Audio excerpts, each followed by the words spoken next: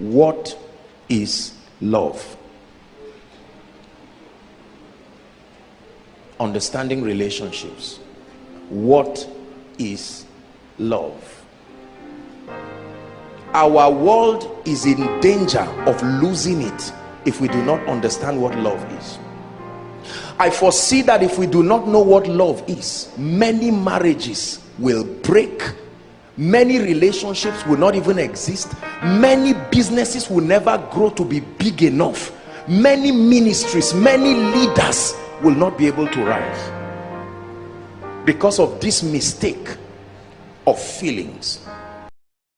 Love is a word that is used greatly in our world today and in our society. We attach it to our affection, our affinity for things. You hear people say, I love you, I love my car, I love my boss, I love my wife, I love my husband, I love my children, I love Jesus, I love koinonia. Is that true? And so it's a word, it's not a word that is new or strange, even foreign. Even little children will tell you they have an idea. We have always associated love with something that is positive. But I just want to help us, because knowing this will turn every aspect of our lives around. It's a word that in many respects is carelessly used. Many people do not understand the gravity of what they are saying. I love you, or I love your shirt, I love this phone, I love this book, I love Jesus Christ, I love my wife, my husband, I love my father. And for many of us, and I think largely our society, societally speaking, we are victims of this. Every time we mention the word love, usually the scope of our understanding, please listen, the scope of our understanding is hinged around the emotions or attachment. We use the word love from a layman's perspective. Many people just use it to explain the goodness, the positive attachment, is that true, that they have towards a person or towards a thing. So for many people, the scope of love is just emotions, or a word we have invented to explain it, feelings. So when you feel good about a thing or a person and you are asked to articulate what is happening to you, you say, I love that thing, I love this flower. Why? You say, because it is beautiful, the design made it pleasant to my eyes, and then I have a positive affinity towards it, and I call it love. But you see, I want to share with us a number of things that will help us. Ready? Number one, true love is not emotions. True love is not emotions. It's not feelings. Now, don't get me wrong. There is an emotional component when you are talking about love. There has to be an emotional component, but love is not emotion. If the entire scope of your definition of love for a person or for a thing is just an attempt to express the emotional affinity towards that thing, then you are very limited. Please listen. There is a lot of trouble in marriages, in relationships, in carnality, attachment to things, because of this one definition: feelings. The word feeling is a psychological word. It's a word that was invented to explain your psychological disposition at a given time. It's called feelings, an expression of your psychological disposition. So if I am not feeling all right because of for instance, a stomach upset, you ask me what's wrong, and I tell you I'm feeling sick. Is that true? If someone annoys me and I am not happy, you ask me what's wrong with you, I say I'm feeling bad. So the word feeling is a word that attempts to describe your psychological disposition at a given time. Is God helping us tonight?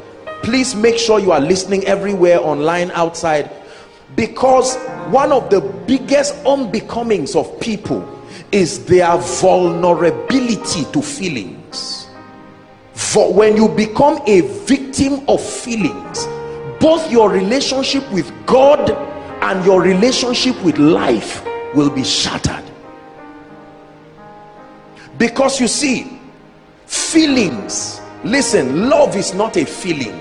Love is not emotion. Love can and should create feelings.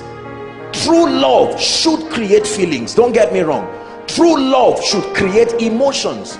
We'll discuss that later. Without emotions and without feelings, you cannot be committed towards a person or a project.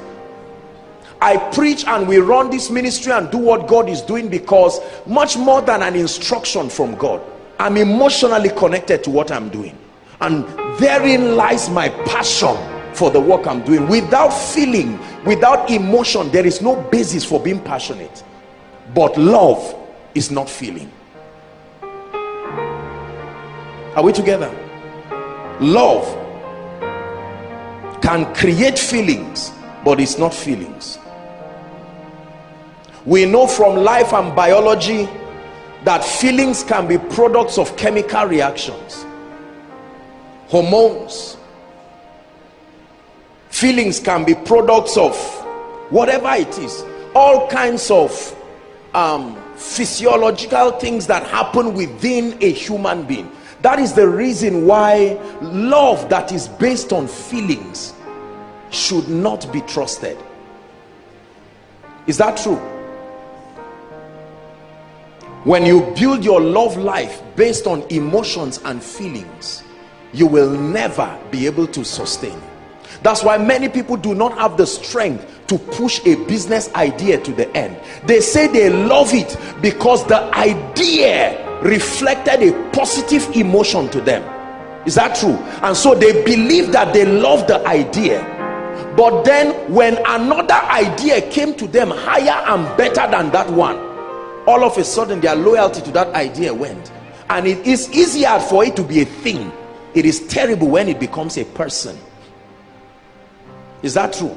We live in a world where our definitions of love are based on feelings. So when you feel good about a person, you say, I love that person.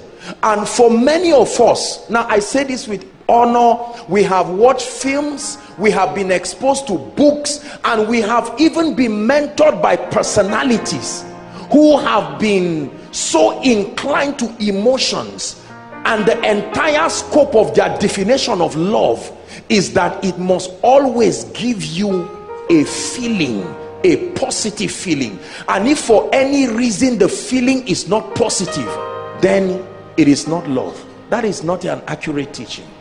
Building anything on just feelings and emotion is a guarantee for failure and frustration. Please hear what I'm saying. Building anything at all just based on feelings and emotion is a guarantee for failure and frustration.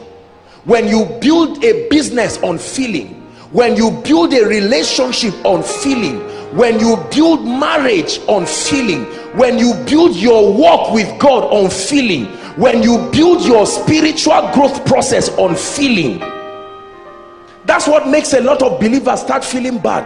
I used to feel the presence of God in a way.